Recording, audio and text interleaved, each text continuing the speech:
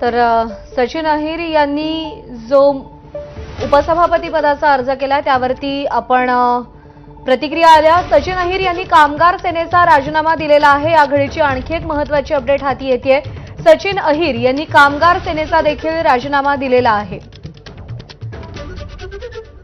त्यामुळे उपसभापती पदाचा अर्ज भरल्यानंतर सचिन अहिर हे शिंदेंच्या शिवसेनेत जाणार अशी जोरदार चर्चा आहे। आपण हे पत्र पाहतोय, उद्धव ठाकरे यांना उद्देशून हे पत्र लिहिण्यात आलेलं आहे। कामगार सेनेचा सचिन अहिर यांनी राजीनामा दिलेला आहे। ते सरचिटणीस होते कामगार सेनेचे, शिवसेनेचे उपनेते आणि प्रवक्ते देखील होते। त्यांनी आज 30 जूनला आपल्या कामगार सेनेच्या पदाचा देखील राजीनामा दिलेला आहे। हे पत्र एबीपी माझाच्या हाती लागलेलं आहे। कामगार सेनेच्या नेतेपदाचा, सरचिटणीस पदाचा सचिन अहिर यांनी राजीनामा दिलेला आहे।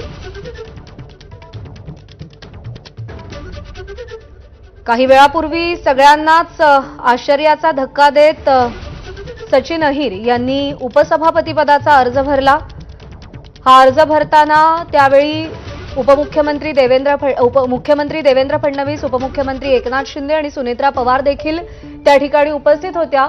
आपण हे पत्र पाहतोय। माननीय श्री उद्धवजी ठाकरे साहेब महोदय, शिवसेना पक्षप्रमुख सस्नेह जय महाराष्ट्र।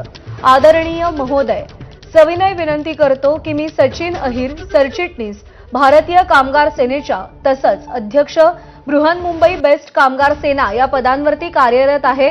आपण माझ्यावर दाखवलेल्या विश्वासाबद्दल आणि उपरोक्त पदांवर काम करण्याची संधी दिल्याबद्दल मी आपले व पक्षाचे मनःपूर्वक आभार मानतो।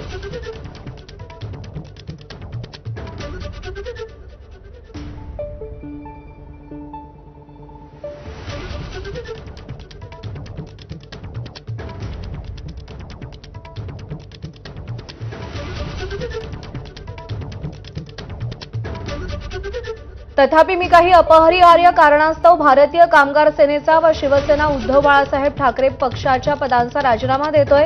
तरी महोदय, आपण माझा हा राजीनामा मंजूर करण्यात यावा, तसंच आपण दाखवलेला विश्वास व प्रेम कायम असंच राहावं ही नम्र विनंती, असं देखील त्यांनी या पत्राच्या शेवटी लिहिलेलंय।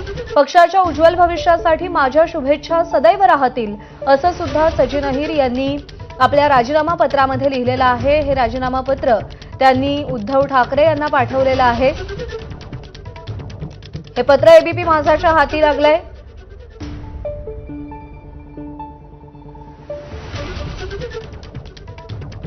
तर या सगळ्या राजकीय घडामोडींवरती आपलं लक्ष असेल। तुर्तास एक छोटासा ब्रेक घेतो।